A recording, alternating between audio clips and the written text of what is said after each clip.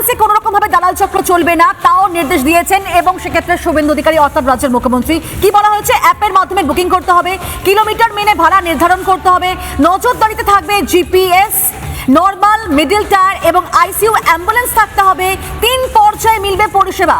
অর্থাৎ অ্যাম্বুলেন্সকে একেবারে সাপ মুক্ত করার জন্য একাধিক নির্দেশিকা কিন্তু এবার এনেছেন মুখ্যমন্ত্রী শুভেন্দু অধিকারী। বেহাল স্বাস্থ্যের হাল ফেরাতে অ্যাকশন মোডে রয়েছে স্বাস্থ্য দপ্তর।